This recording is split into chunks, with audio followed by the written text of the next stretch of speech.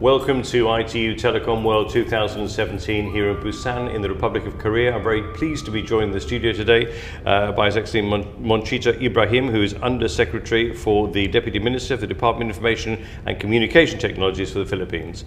Mr. Ibrahim, thank you very much for being with us today. And good morning, and thank you for this opportunity. I'm very pleased. Well, it's wonderful to have you in the studio. Thank you. So I wanted to ask you just first of all, smart digital transformation is the theme of this year's event. What does that mean to the Philippines? A lot of things, okay. First and foremost, opportunities for digital jobs, okay. Second is for our business people, the opportunity to expand their business without actually physically expanding it.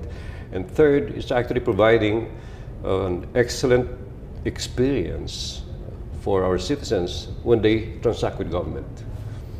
And in terms of the smart technologies nowadays, what do you think is the biggest single opportunity offered by them?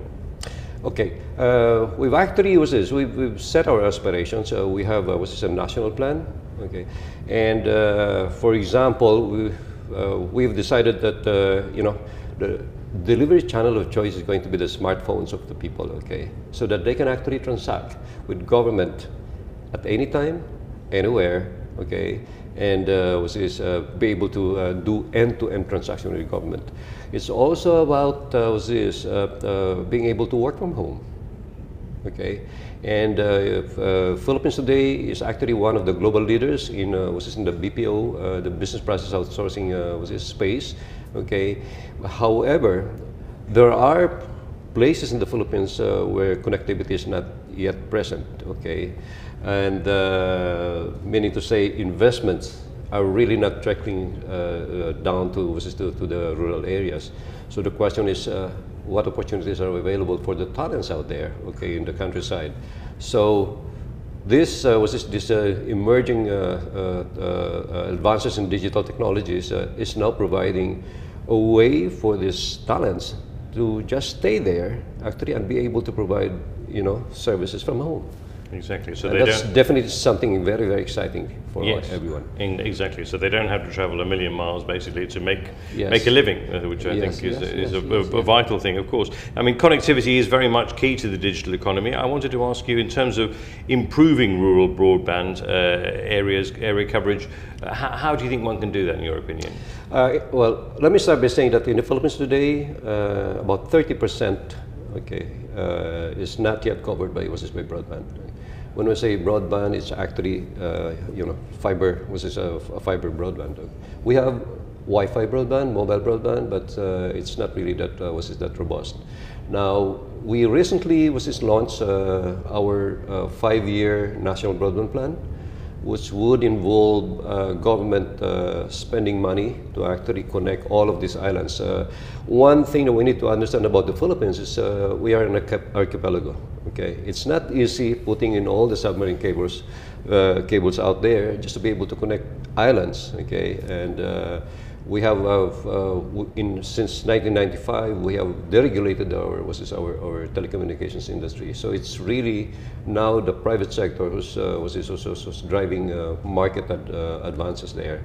However, these are of course business driven. Okay, if they don't see business viability out there, okay, they actually do not give priority to this area. So it's now incumbent for the government to actually put in the infrastructure there, and probably even let this private sector telecommunications company to co-use the infrastructure. And in terms of useful case studies, perhaps, that you could share here in the Philippines to shorten the right-of-way process. Okay, we're actually in the process of having a policy, a national policy, which is going to be signed by the president, that would allow, that would mandate, okay, the physical infrastructure people to automatically put in a lot space there for fiber to be easily laid down. Okay, so can you imagine? We understand that this right-of-way ROW is everywhere. It's actually an issue. How about making use of this? Government assets out there. Okay, we have tens of thousands of kilometers of roads out there that we can actually use. And you're a participant here for the first time at ITU Telecom World, is that right? We're so excited, okay. We've given our commitment to the Secretary General that this time, we're actually going to put in a Philippine pavilion there.